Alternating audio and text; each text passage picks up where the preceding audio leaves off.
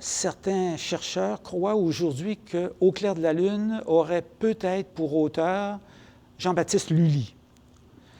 Mais il m'est arrivé un jour de découvrir une chanson de folklore qui avait été créée ici quant à ses paroles, par hasard, et d'une façon qui m'a beaucoup fasciné.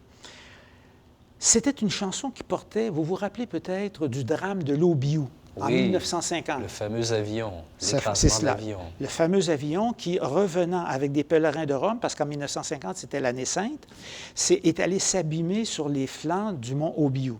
Tous les gens sont morts. Il y avait plusieurs personnes qui venaient de la Beauce ici, dont, je pense, des gens de Beauceville. Oui, M. Achille Goulet, qui avait été professeur à l'École normale de Beauceville, qui est devenue l'École Jésus-Marie aujourd'hui. Il a d'ailleurs été, ce monsieur-là, maire de Beauceville aussi. Alors donc, on se retrouve avec une réunion de famille à laquelle j'assistais, et je racontais que j'avais recueilli ici en Beauce à peu près 4 ou 5 versions de la complainte de l'Obiou. Autour de moi, il y avait de ma parenté, dont un beau-frère qui me regardait avec un petit sourire. Quand j'ai eu terminé ce que j'avais commencé à dire, je m'approche de lui et je lui demande « Pourquoi riais-tu? » Il dit et je signale que ce beau-frère, il a pu être reconnu, il a été pendant plusieurs années directeur de l'Hôtel-Dieu de Québec, qui s'appelle Julien Veilleux.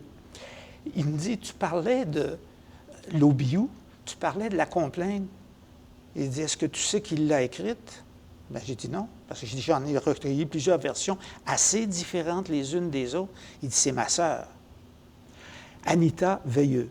Alors, je suis allé voir Anita. Eh bien oui, c'était elle qui l'avait écrite, cette chanson-là, sur un timbre, ce qu'on appelle un timbre, c'est une mélodie sur un timbre qui a été très connu chez ceux qui se sont intéressés aux complaintes, c'est-à-dire le minuit chrétien. Alors, elle me dit, oui, c'est moi qui l'ai écrite, mais elle lui avait échappé, pour ainsi dire, elle l'avait chantée dans différents endroits. Les gens l'avaient retenue plus ou moins fidèlement par cœur.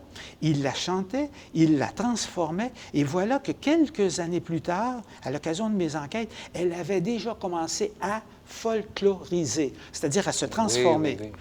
Et ça, ce sont des situations extrêmement rares, c'est-à-dire des situations qui vous permettent de voir presque sur place une création de chansons de folklore.